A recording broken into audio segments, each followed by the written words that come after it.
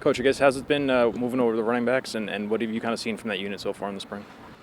Oh, it's been great so far. It's a unique set of guys that like consistently work extremely hard, and we're really looking every day to go out here and get better. It's like across the board, the entire group. Really fun group, great personalities, and I think there's a couple of leaders in their offense in that group. So it's been great so far. Let me ask you about Kevin. Just him coming out, taking more of the reps now with Pop going. What's he been like this spring? Sorry, you said Kevin? Kyle. I'm sorry. Kyle. His brother's Kevin. Yeah. That's what I was gonna say. I thought that's the direction you're going with that. Yeah, you know what I mean. Sorry. Yeah. Kyle has had a great spring so far. He has taken on a leadership role in the room for sure.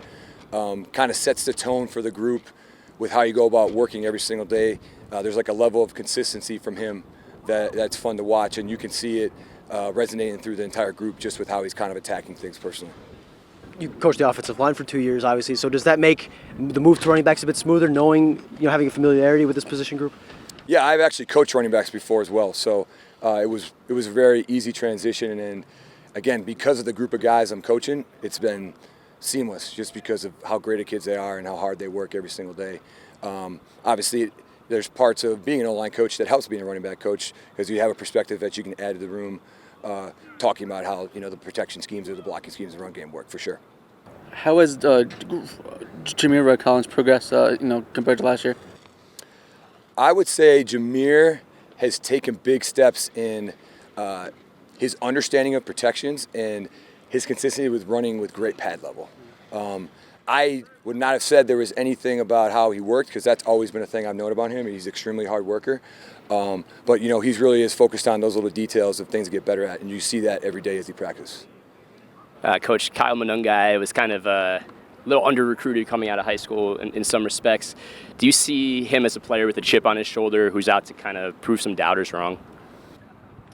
I don't know if I would say that. I would just say he's just such a hard worker and prides himself on how hard he practices and being a physical player.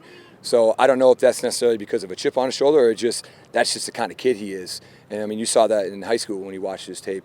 That's how he played. Coach, now that you're coaching this different position, when it comes to recruiting, has anything changed pitch-wise? I mean, area of recruiting, is it all kind of similar? Or how are you taking that approach?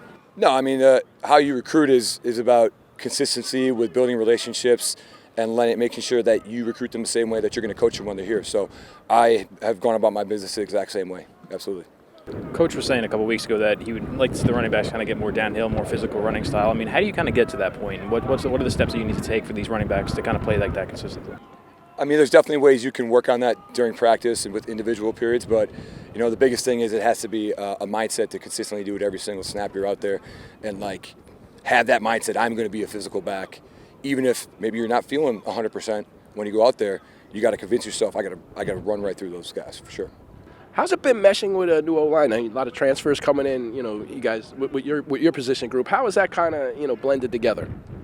I think it's gone really well. Coach Hoffman's doing a great job with that group. And, those guys who came in, they're here for a reason. So they're all business, and that's how they go about their day every day. They're all great guys who have great personalities, so it hasn't been very hard for anybody really to mesh with them. Hey, Coach, obviously the NFL draft is coming up and Pacheco is getting some good reviews and things like that. What should people know about him from your perspective and what would make him a successful pro?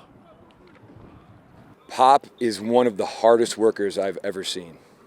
He knows one speed, and that is full speed.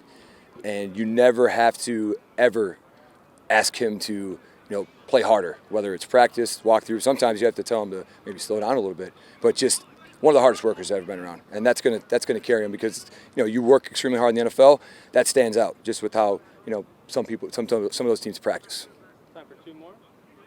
We're I good. know Aaron's out for the spring, obviously, but just the versatility that he brings, and what do you kind of feel like is his next step, and what does he bring for the offense with that versatility? Well, I think you hit it on the head. He's a very versatile player, a consistent player, and a guy that when we talk about trust, you can trust him because he's going to do exactly what you ask him to do. But the versatility, I would like to. I think the entire group has that versatility, and you're seeing signs of it throughout the spring with these guys and how they're going about their business every day.